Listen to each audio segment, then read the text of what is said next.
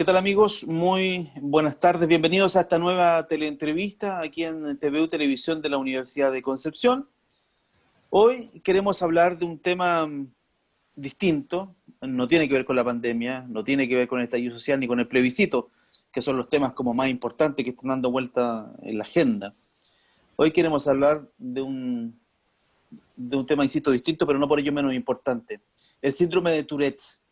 Muy pocos probablemente conocen de qué se trata esto, y nos acompaña don Jaime Osa. Él es vocero de la agrupación de familiares de niños con síndrome de Tourette aquí en la ciudad de Concepción. Con don Jaime hace rato ya que veníamos con la idea de hacer una teleentrevista, pero no habíamos encontrado la posibilidad y los tiempos. Ahora logramos concretar esta entrevista. Don Jaime, ¿cómo está? Gracias por aceptar esta conversación. Hola, buenas tardes, Hugo. Gracias a ustedes por la instancia que nos dan de poder conversar y dar a conocer esta condición que es el síndrome de Tourette. Es súper importante el apoyo de los medios. Comencemos entonces, pues, ¿qué es el síndrome de Tourette? Yo lo estuve estudiando, sé que es un tema bien complejo, no solo por los efectos físicos, sino también por los efectos sociales que eso genera. Pues, pero cuéntenos usted un poquito qué es el síndrome de Tourette. Bueno, el síndrome de Tourette básicamente es un trastorno neurológico, es una condición, no es una enfermedad, es una condición neurológica que se produce por la interrupción de la sinapsis de las neuronas en el cerebro. No soy médico neurólogo, por lo tanto no entiendo muy bien o no podría explicarlo de otra forma más que de esa forma. En el fondo es el camino, ¿cierto?, que tienen las neuronas en el cerebro y este camino se ve interrumpido. Cuando esto pasa, ¿cierto?, empiezan a aparecer unas características en el organismo de las personas que lo padecen, principalmente niños. Esto se manifiesta más o menos entre los 7 años, 6 años hacia arriba. Antes es un poco más raro, pero sí ya de entre 6 y 7 años empiezan a aparecer. Pero esta condición tiene que ver básicamente con un trastorno neurológico. No se produce ni por golpes, ni por una condición traumática, psicológica, ni nada de eso, ¿ya? No sé si me explico. Es un tema más bien genético, deduzco ahora. ¿Eso en qué se traduce? Háblenos un poquito de los movimientos repetitivos o incluso del habla, que entiendo lo que mal la gente probablemente asocia, porque hay distintos niveles del síndrome, digamos. Exacto. Bueno, el Tourette básicamente se caracteriza por los tics involuntarios, que son movimientos, ¿cierto?, que pueden ser de varios tipos, tics fónicos, ¿cierto?, es del habla. Los niños empiezan a veces con un ruidito, un carraspeo, un chasquido de lengua, o pueden empezar a mover los ojos, mover un poco el cuello, dar saltitos cuando caminan, y que uno piensa que son manías que tienen los niños, ¿cierto?, por alguna cosa, pero con el tiempo van aumentando, y estos van implicando en movimientos un poco más bruscos, un poco más fuertes, y ahí ya tenemos que empezar a buscar alguna ayuda cuando esto no pasa. Ahora, no son movimientos repetitivos, constantes, estos van cambiando, van evolucionando, es decir, si un niño, ¿cierto?, empieza con una carraspera, esta puede ir evolucionando a un grito o puede ir evolucionando a movimientos del cuello, de los ojos, en fin. Siempre son distintos, ¿cierto? Es muy raro que en el síndrome de Tourette haya siempre un mismo movimiento. Cuando pasa eso, podríamos calificar lo que no es el síndrome de Tourette, sino que ya es un trastorno de movimiento, ¿cierto? Como, no sé, por el mal de Huntington, Parkinson, en fin, que son movimientos como más repetitivos. ¿Entiendes? Ahora, ¿qué porcentaje de la población tiene esta condición? Y hablar un poquito de lo más notorio en el síndrome de Tourette, que es el tema de la coprolalia, digamos, que es el tema de los garabatos. Eventualmente, seguramente la gente recuerda algunos personajes chilenos que padecieron este síndrome. En el fondo es para describir y la gente asocie este síndrome a una condición específica. Claro, bueno, aunque parezca raro, la coprolalia es lo que menos se da en el síndrome de Tourette. Es lo más ¿Ya? excepcional, digamos. Es lo más excepcional, pero se da. ¿cierto? Va a influir a veces mucho el ambiente en el que las personas viven. Por ejemplo, mi hija que tiene síndrome de Tourette, ella no dice garabatos, pero sí de repente dice algunas palabras ininteligibles. Entonces, eso influye un poco, ¿cierto?, en el ambiente, lo que los niños escuchan, pero no siempre. Ahora, esta condición de repente es muy complicada porque en el ambiente social en que se desarrolla el síndrome y esta condición propiamente tal que es la coprolalia, ¿cierto? Suele haber problemas en la escuela, ¿cierto? En reuniones sociales, en fin, en donde el niño, ¿cierto?, interactúe. ¿Por qué? Porque piensan que no está tomando en serio las personas o no está tomando en serio los profesores o está, en fin, haciendo burla, ¿cierto?, de tal o cual cosas.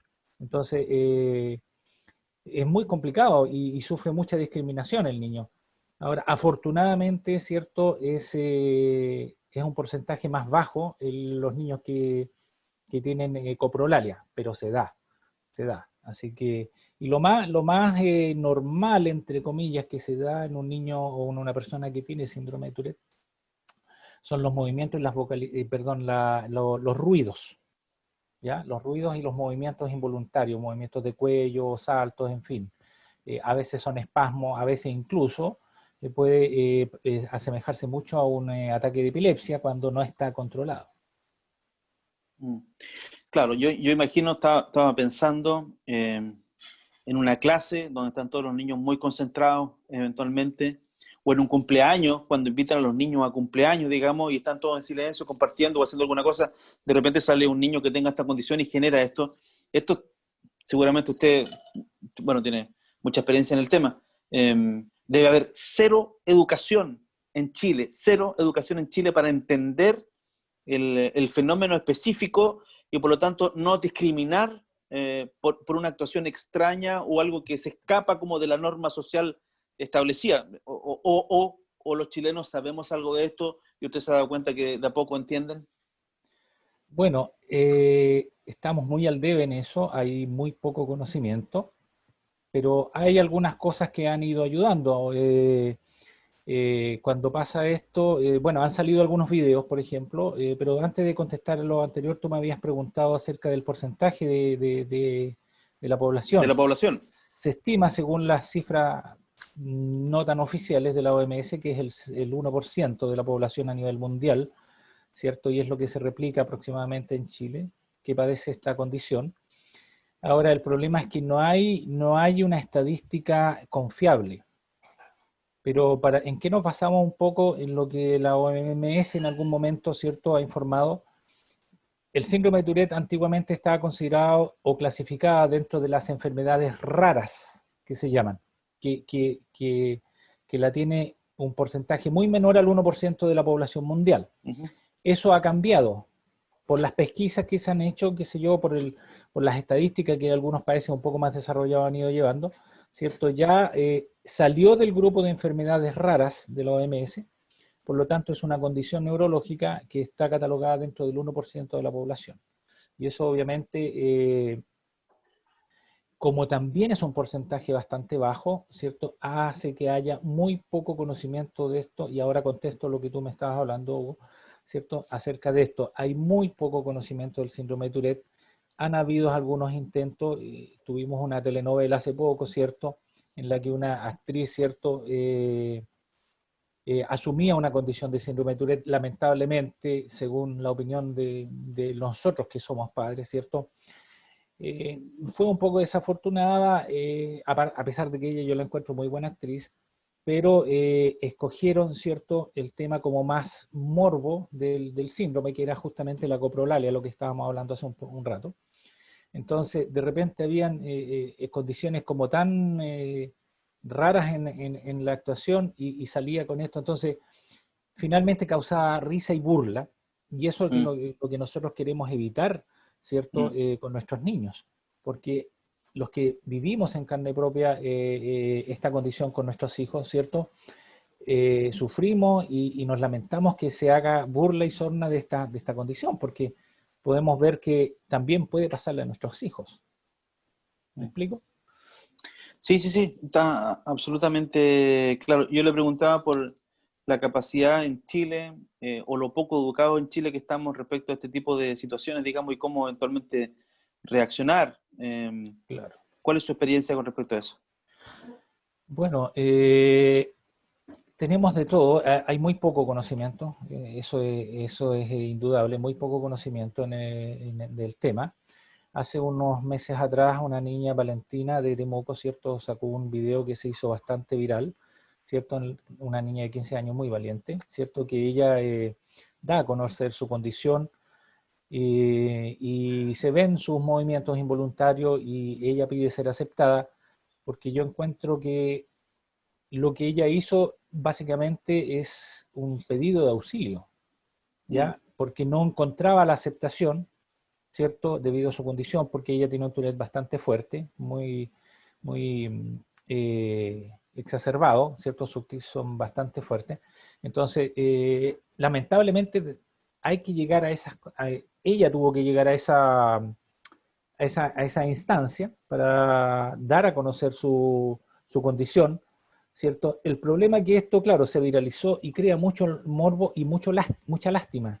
Entonces, mm, nosotros no queremos eso, nosotros no queremos ni el morbo ni la lástima, sino que queremos que la población pueda educarse, pueda tener conocimiento, no queremos que sean expertos, porque en realidad no es necesario, pero sí queremos que sepan que cuando vean a un niño o a una persona que, cierto, hace algún movimiento repetitivo o algún movimiento, una condición, qué sé yo, eh, puedan, cierto, quizás no quedarse con eso que a veces es inevitable, quedarse mirándolo o mirarlo como mm, bicho raro o alejarse así mm, como que, uy, me va a mm, contagiar.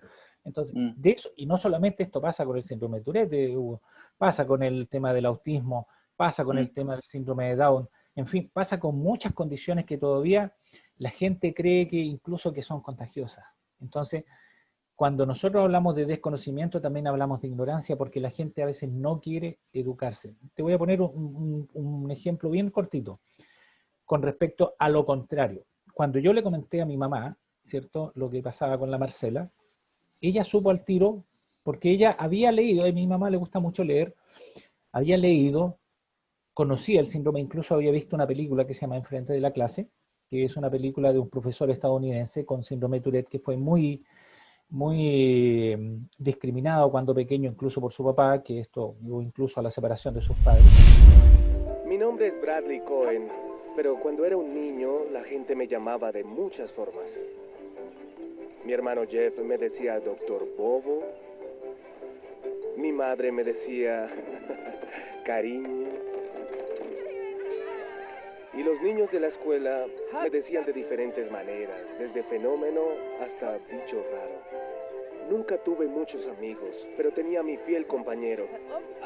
No puedo recordar un momento en que no estuviera ahí. La niña se cayó en el barro. Una cosa en la que mi compañero fiel y yo estábamos de acuerdo era en que ambos odiábamos la escuela.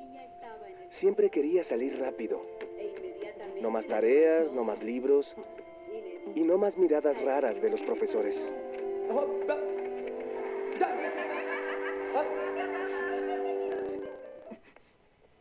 ¿Sus profesores les dijeron que el señor Cohen hace ruidos graciosos? Sí. Nos dijeron que tiene El síndrome de Tourette. ¿Quieren saber algo de eso? Yo. Quiero que pregunten. ¿Sí? ¿Es contagioso? No, en lo absoluto. Tienes que haber nacido con él, como yo. ¿Duele mucho? Cuando mi cuello se mueve bruscamente, pero los ruidos no duelen para nada. Son buenas preguntas. Sigan preguntando. Y está bien que me pregunten cualquier cosa sobre Tourette.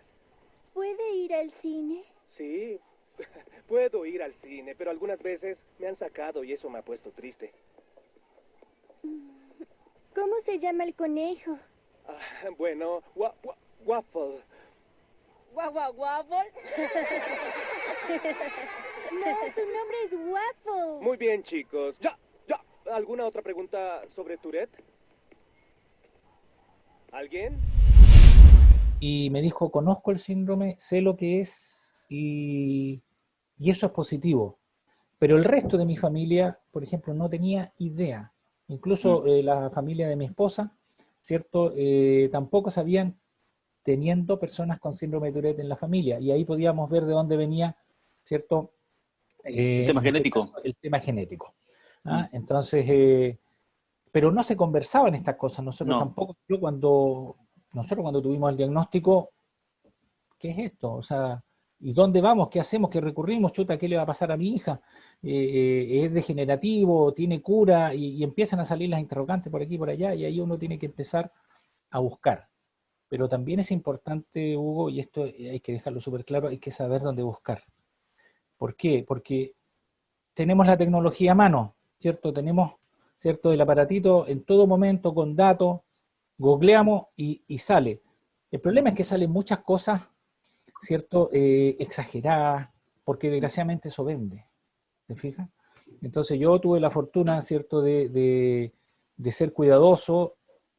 Encontré la página de la Fundación Amigos del Tourette de Chile, me contacté con la presidenta de la fundación, quien me orientó, me contuvo, ¿cierto? Y me dijo, mira, esto y esto es lo que pasa con tu hija, esto va a ir pasando, ¿cierto? Y esto es lo que hay que ir haciendo, ¿cierto? De esta y esta forma.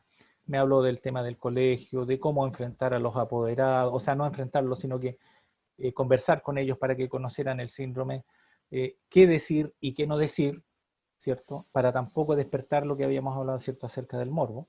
Enseñarle a los demás compañeros, ¿cierto?, qué es lo que pasa con la niña.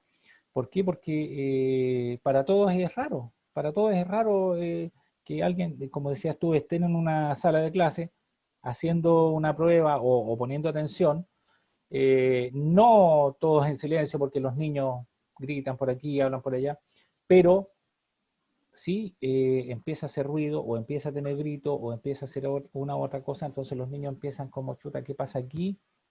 Y afortunadamente nosotros tuvimos una muy buena respuesta por parte del colegio, pero desgraciadamente nos ha pasado con otros padres que no han tenido una respuesta favorable y que han sido discriminados y echados de colegio.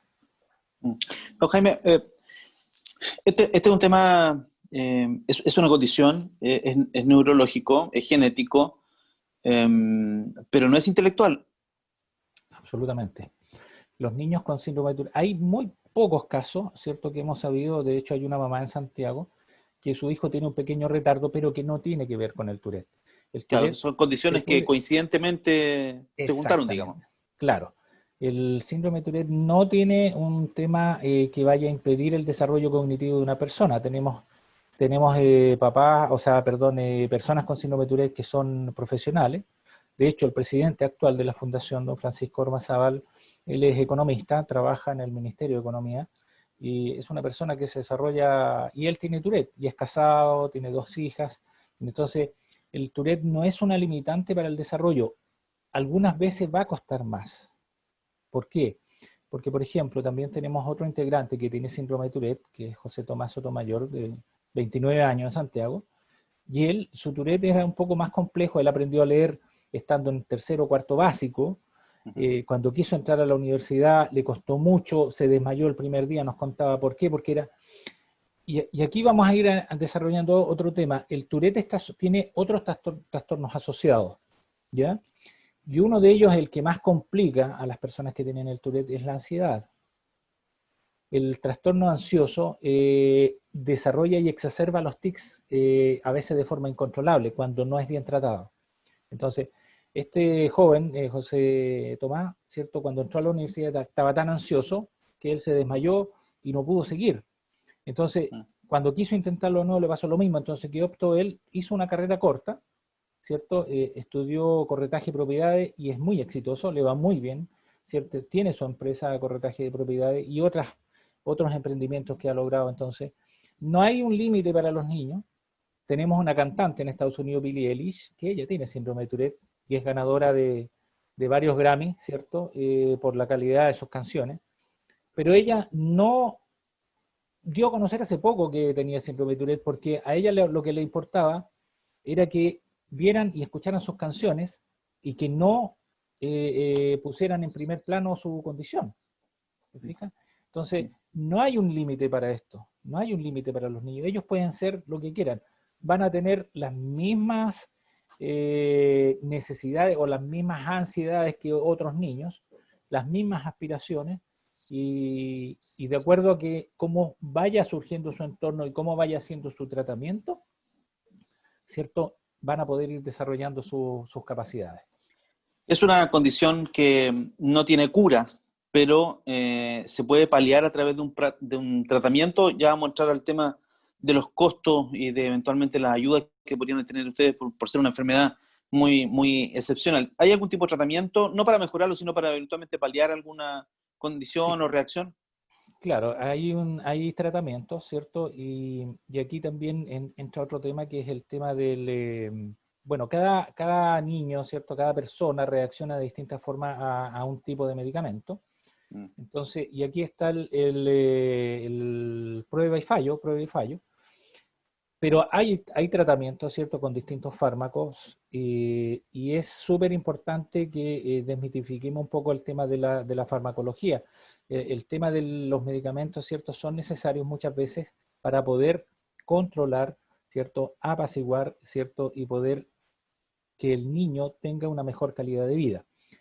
La farmacología está presente dentro del tratamiento, pero no es solamente eso. Hay un tratamiento complementario, ¿cierto?, con otros especialistas. Tenemos al neurólogo, tenemos al terapeuta ocupacional, tenemos kinesiólogo, fonoaudiólogo, psicólogo, psiquiatra. ¿Y por qué tanto? Porque eh, hay que ver el tema emocional de los niños, ¿cierto?, para poder ir controlando. Hay niños que tienen movimientos muy bruscos, por lo tanto, por ejemplo, se contracturan todo cuando hacen movimientos de cabeza, de cuello, de espalda, por lo tanto tienen que tener tratamiento con un kinesiólogo, también con terapeuta ocupacional para que sus actividades puedan hacerlas de mejor forma, fonoaudiólogo porque a veces sus gritos, ¿cierto?, son fuertes que dañan sus cuerdas vocales. Entonces, es un, es un grupo multidisciplinario que debe tratar, ¿cierto?, al niño, que aquí viene algo súper importante, también a la familia. Cuando una persona tiene la condición del síndrome de Tourette, ¿cierto? Toda la familia, ¿cierto?, tiene Tourette. Porque tenemos que aprender a vivir con él, tenemos que sacarnos la negación, porque a veces está la negación de esta condición, ¿cierto?, que es algo natural entre nosotros, que chuta, que no puede ser, que no puede ser, pero cuando tenemos la aceptación de esta condición, ¿cierto?, las cosas se hacen más fáciles porque vamos a transmitir más seguridad a los niños y eso nos va a ayudar a contenerlos, a poder darle una mejor calidad de vida y en un entorno familiar que pueda ser apropiado para el desarrollo de su vida. Y esto no solamente se da en el síndrome, sino que se da en otras situaciones también. ¿Es una condición reconocida y eventualmente ustedes reciben algún tipo de ayuda, alguna subvención? ¿Cómo está el tema de la ISAPRE eventualmente? Si colaboran, si es reconocido, ¿tienen problemas de esa naturaleza?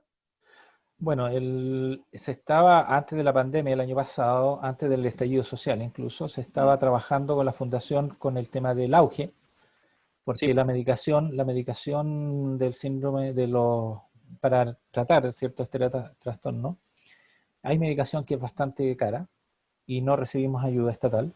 Hay algunos medicamentos que se dan en los CEFAM o en los hospitales donde se traten los niños, pero hay medicación que definitivamente no se da y estamos hablando de valores bastante elevados. Entonces, no hay ayuda para los medicamentos, sobre todo los más caros, solamente para los ansiolíticos, algunos antidepresivos o antipsicóticos que se usan, pero ya los medicamentos propiamente tal para los tics, ¿cierto? No hay opciones en este minuto en el sistema público de obtenerlo y tampoco en el sistema privado. El sistema privado tengo entendido que lo reconoce como una condición y uno puede optar a los bonos, a los médicos, pero más allá, mientras no esté en el auge, tampoco lo va a tomar el GES, que es lo que ve la ISAPRE en este caso. Entonces, de repente es muy, muy complejo, muy complejo.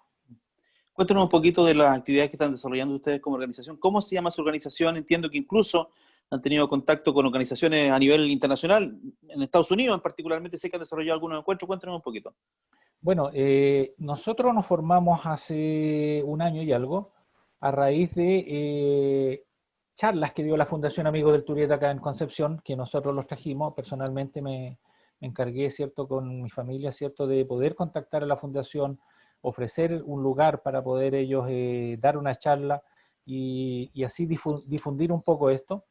Los que fuimos, ¿cierto?, de ese grupo de 15 o 16 personas que estuvimos allá, quedamos 2 entusiasmados con esto para poder pesquisar a más padres acá en Concepción, y formamos este grupo. A través de Facebook fuimos incorporando gente. Hemos tenido encuentros físicos antes de esta pandemia. Tuvimos muchos encuentros físicos en el que pudimos conocernos, pudimos relacionar a los niños entre sí, y eso fue súper bueno porque los niños vieron que en su condición no eran únicos en su condición, habían Claro. más. Entonces, y comparten igual que cualquier otro niño. Jugaron, se rieron, incluso en la primera vez que nos juntamos, ¿cierto?, sin conocer, hicieron una presentación para nosotros, entre ellos ahí se pusieron de acuerdo, y eso habla de que los niños interactúan mucho mejor a veces que nosotros. También nos enriquecimos, ¿cierto?, con cada experiencia como padre, cómo veíamos tal o cual cosa. Entonces, lo que estamos haciendo ahora, lo que queremos hacer básicamente es nosotros ser grupos regionales, ¿cierto?, que podamos darle apoyo a la Fundación Amigos del Tourette, porque la fundación está en Santiago. El estar viajando constantemente es más complejo para ellos. En cambio, si hay grupos regionales, ¿cierto?, podemos tener, ¿cierto?, podemos ser un ojo más crítico de lo que pasa en cada región, saber qué especialistas hay que tienen conocimiento del síndrome, saber cuántos pacientes hay, ¿cierto?, que están siendo tratados, saber también tener una estadística de los medicamentos que están mejor, que están haciendo mejor para los niños, ¿cierto? Y las condiciones socioeconómicas también de los niños, cómo está el desgaste monetario con el tema de los medicamentos, en fin. Entonces, hay muchas cosas que nosotros queremos ir a hacer. La pandemia frenó todo, frenó incluso antes del estallido social, cambiaron al ministro de Salud y todo lo que se tenía adelantado con el tema del auge quedó en cero. Con el nuevo ministro, que fue el ministro Mañalich, se preocupó de otras cosas y tuvimos que esperar un poco, y ahora nuevamente se cambió el ministro. Entonces estamos de nuevo en foja cero y no tenemos ni una esperanza todavía porque el tema del coronavirus, ¿cierto?, ha echado por tierra toda otra opción de optar a entrar al auge. No. Tenemos en este minuto una puerta frente a nosotros porque es entendible. Hay una pandemia que también hay que, uno no puede ser ciego y exigir nomás para nosotros si hay algo que también está afectando la salud pública. Entonces, nosotros queremos eso, queremos a través de lo que estamos formando difundir esto, poder optar a tener nuestra personalidad jurídica, poder optar a fondos concursables regionales, ¿cierto?, para movilizarme, para enseñar a las otras personas, para poder contener a los papás, tener quizá una sede donde puedan venir especialistas a atender a los niños. En fin, son cosas ambiciosas que nosotros estamos pensando, pero tenemos aproximadamente 16 o 17 familias, ¿cierto?, que están con nosotros, ¿cierto?, y que quieren trabajar en esto. Y estamos llegando hasta Futrono incluso, porque hay mamás que son de Futrono, de Angol, en fin. Yo tengo la sensación, don Jaime, no sé si coincide conmigo, que precisamente por ser una condición tan desconocida en términos generales y que puede presentar sintomatología muy leve hasta muy aguda, digamos, debe haber muchísimas personas a quienes esta entrevista a lo mejor le está haciendo algún sentido. Entonces, digámosle a esas personas cómo eventualmente se pueden contactar con ustedes. Yo tengo la sensación que, insisto, deben haber muchas personas que a lo mejor de estratos sociales muy bajos que eventualmente estas cosas las dejan pasar nomás habitualmente porque las urgencias son otras. Las urgencias son la alimentación, la casa, no vivir de allegado y no precisamente preocuparse de una cuestión que parece como una cuestión normal, leve, de niño chico, pero puede haber algo de fondo. ¿Cómo hacemos el llamado para que estas personas se preocupen y eventualmente cómo los pueden contactar ustedes? Nómbrame el Facebook y todas esas cosas. Sí, bueno, qué bueno que tocas ese punto porque es importante que que podamos decirle a la gente que tenga esperanza, que tenga fe. Nosotros estamos en la página de Facebook, Agrupación Familias Concepción. Mi Facebook personal igual lo pueden ocupar Jaime Andrés o Sazaror. Hay muchas personas que me han contactado por ese medio y que hemos podido lograr contenerlo, porque incluso, y este es otro punto que igual quería tocar, Hugo, con ustedes, es el tema de los especialistas. También estamos al debe con especialistas acá en la región. Hay 2 o 3 que conocen el síndrome, tanto neurólogos como psicólogos y otros especialistas, pero también hay médicos, ¿cierto?, desgraciadamente, que no se esfuerzan por tener un conocimiento de esta condición. No puede ser que un neurólogo de renombre, ¿cierto?, en la zona, una eminencia, como llaman, ¿cierto?, en la que va a consultar una mamá, ¿cierto?, con un niño descompensado con Tourette, y que el doctor le diga que el niño es malcriado y que está llamando la atención y que se le va a pasar. Por lo tanto, ¿cómo queda esa mamá? Ella queda más mal. Entonces, y ahí recurren a veces a nosotros, ¿cierto? Y las podemos orientar dónde pueden encontrar mejor atención, con quién se están tratando los hijos, y qué sé yo, y poder dar una mano. Nosotros no somos profesionales, pero sí aquí hay algo súper importante, Hugo, que es muy importante decirlo, es que nosotros somos un grupo de ayuda y de apoyo, ¿cierto?, para las familias. Nos orientamos, nos contenemos. A mí me ha tocado recibir llamadas telefónicas a las 12 de la noche, ¿cierto?, de mamás angustiadas que no tienen a quién más recurrir porque no conocen. Entonces, y eso a mí me da harta satisfacción porque he logrado, así como a mí me contuvieron, yo he logrado, ¿cierto?, con mi esposa y otras personas, ¿cierto?, que nos ayudan, contener a personas, ¿cierto?, que están muy angustiadas por esto y que ven todo negro porque se les vino el mundo abajo porque no conocen, como tú dices, no conocen esto. Están frente a una pared y no saben qué hacer. Y cuando ya encuentran esto, para ellos es un alivio porque se sacan un poquito un peso y ven que no están solos y que hay personas que están dispuestas a trabajar con ellos. Ahora, es difícil trabajar con personas, es complejo, pero aunque seamos 3 o 4 que estemos ahí sacando la agrupación adelante, lo vamos a hacer, porque lo que a nosotros nos importa es darle una mejor calidad de vida a nuestros hijos. Y eso, digamos, no tiene precio. Para nosotros es eso, darle una mejor calidad de vida y decirle a los papás, es posible, los niños pueden.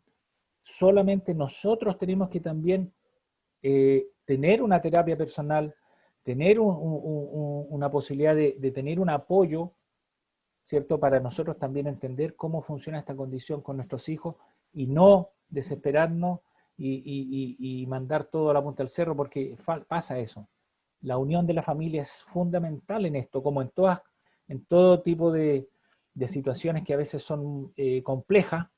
La unión de la familia es fundamental. No necesariamente que sea el papá y la mamá, pero sí pueden ser porque tenemos mamás solas o tenemos papás solos, pero sí el entorno familiar, hermanos, mamás, papás, abuelos, en fin, todos aquellos que puedan tener una convivencia social, una convivencia familiar, ¿cierto? Tienen que estar ahí para poder apoyar y nivelar hacia arriba.